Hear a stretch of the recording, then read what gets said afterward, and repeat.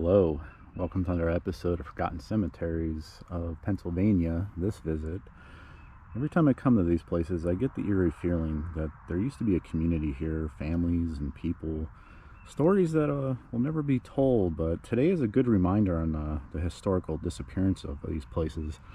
Today we visit Hopkins Chapel Cemetery, located in Bell Acres, Allegheny County, and our first Pennsylvania cemetery, as mentioned. Alternative names, I just found one, Ingram's Chapel. So let's go meet some local residents and hear their story. Well, this cemetery certainly fits the channel's vibe. Unknown on the start date, but the chapel that used to be here went up in 1846, but the congregation goes back before 1810 apparently, so old land here.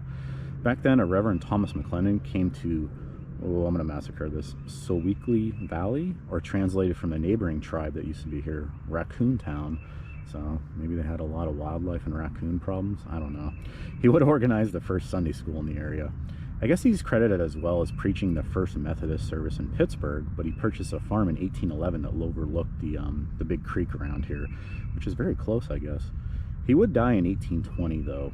The land here was then donated by the Ingram family in 1846 to build a chapel in honor of Bishop Robert Hopkins, hence the name of the cemetery. For my readings, they didn't have a single preacher, I guess, but the farm family shared ministry duties with Methodist churches in the area.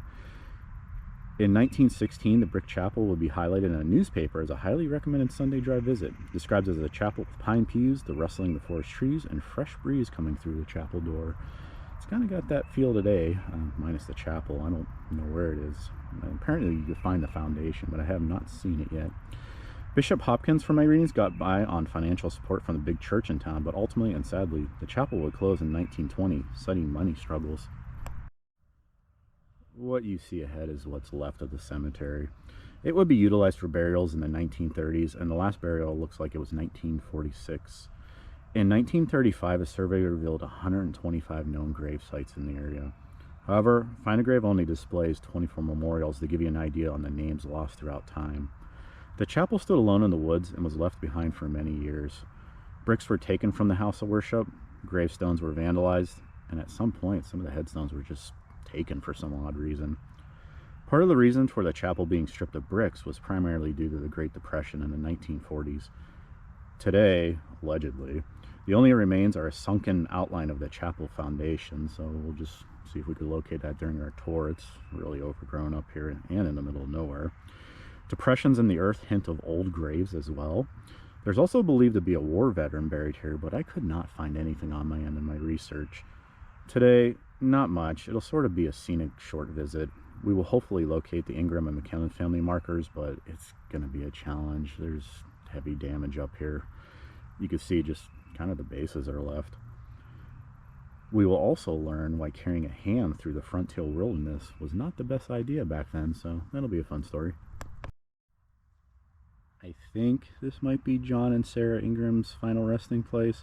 I honestly couldn't find anything on them for the most part, but I am guessing these two, however, were involved in donating some of the farmland back then for the chapel to be built in this area.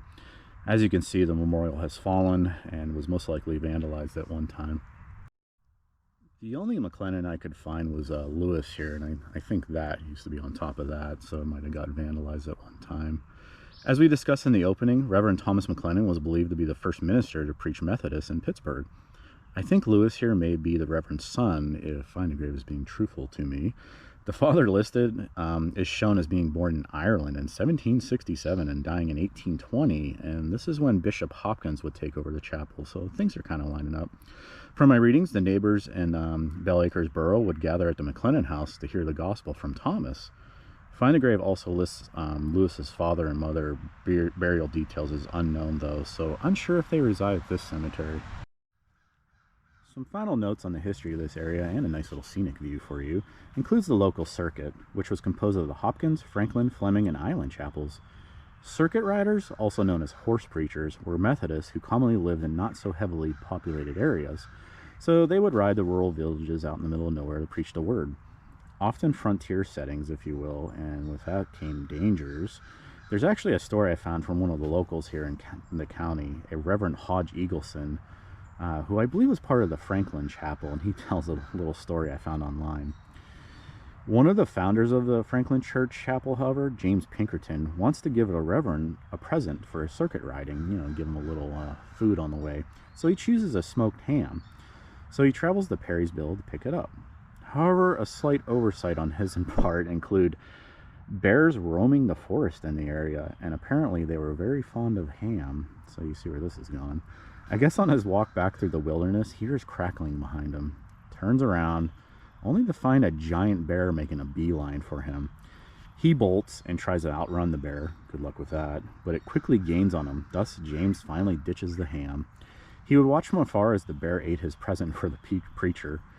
I guess he angrily returns home, tells his wife, grabs his gun, and he's like, I'm going to get revenge on that bear. And returns to the site, only find the torn pieces of the ham sack. The bear had won. Alright, fellow cemetery explorers, if you visit here, if you go up the road a little bit, there's like a little parking area, and I would look for the 25-mile-an-hour sign. And there's kind of like a little pathway that leads up to the cemetery. I'm gonna hop this tree though.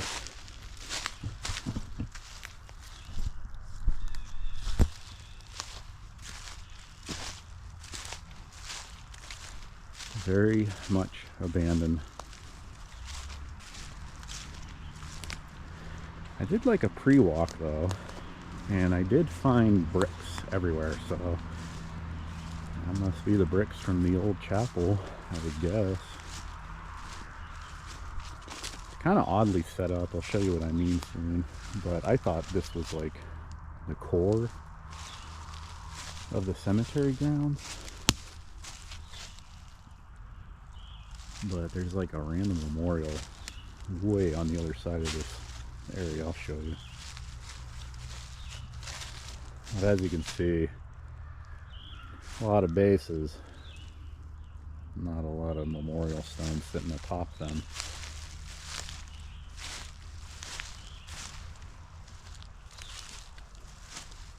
It's got a little bit of an eerie feel, not too bad.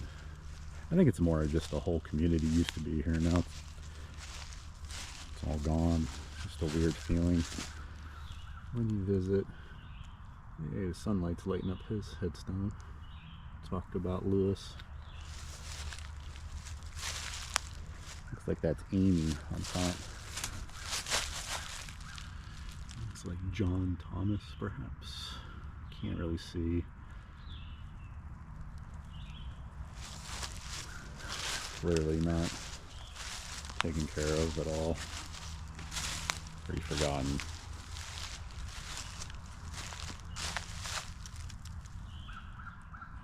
Can't make that out at all. Yeah, they're just kind of scattered everywhere, sadly. You can see there's an epitaph there. Can't even see it anymore. And this one's just kind of crumbled and thrown together.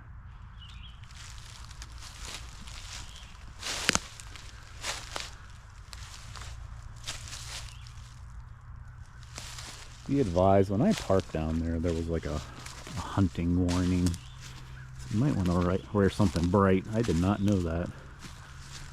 Wow.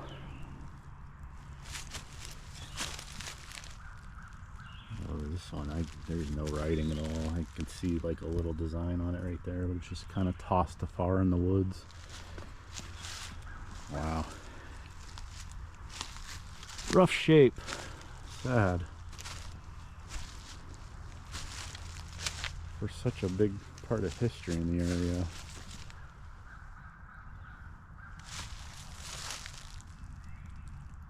Oh, I can't read that. Maybe you can. Very weathered. I guess we'll just walk around. Every once in a while you'll see like little pieces of stone there. I don't know if that's just a rock or if that was part of a memorial.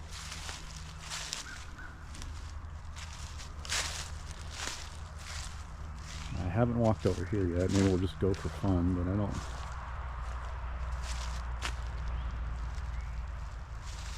see any stones anywhere.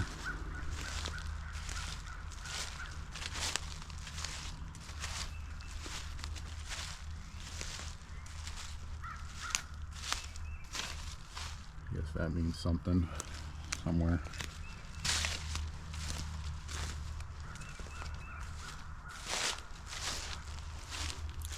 Yeah, when I first walked into the cemetery, you ever watch those Bigfoot shows? They always say, oh, he's putting his tree things up, his marker, it's his territory. So maybe Bigfoot hangs out up here, I don't know. Or maybe trees just fell over. There is old red brick everywhere, and I did see this, which looks like a foundation, right, to an old building, and coincidentally, there's red brick everywhere.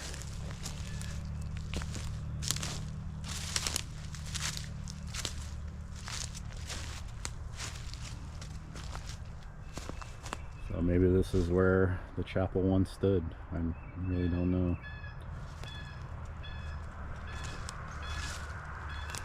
Again, a little eerie.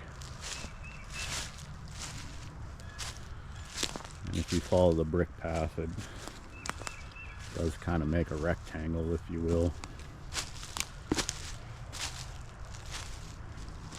Definitely not going to touch the brick and take it home.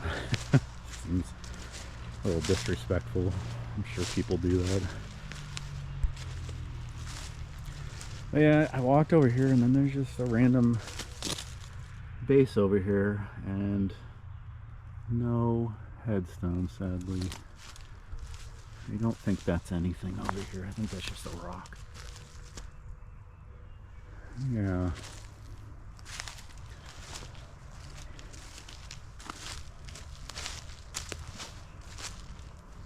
We'll just walk around for fun. See if we find anything else, because it'll be a surprise to me and you. Wait, what's that? Oh, good eye. There's one there. I don't want to touch it and lift it up. I don't want to disturb it, but I do wonder who it is. Just, like I said, odd. Far away from the main plot. I'm glad we came back here.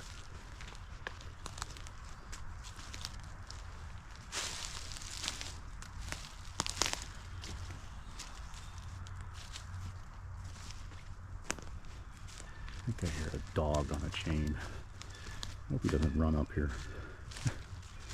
Oh, what do we have over here? Oh, so we do have more over here. I kind of like it to be a surprise for me and you. Lawrence, son of Enemy Fearson?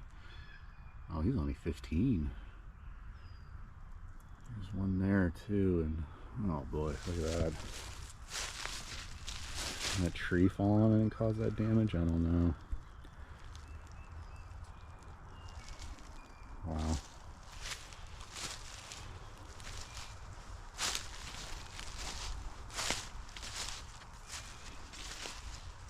Seems like there might be stuff around this little brush over here. I'll just check it out just to make sure. I mean, it's not such a short visit, huh?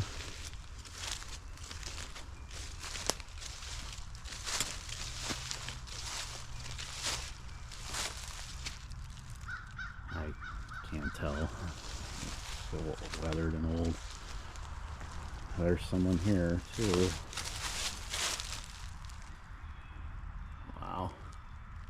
That's definitely a marker. It's got the shape. And there's, oh man, there's a lot in there. There's one there, one there. There's like a cluster in there.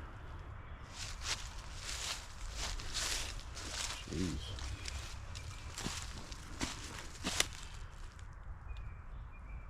Well, this is depressing. Sorry. I was excited to come all the way out to Pennsylvania for my first one. I'm gonna leave this, yeah, a little, I can't describe the word. Not disappointed, but yeah, down, I guess. This was a rough one. This was the sad one.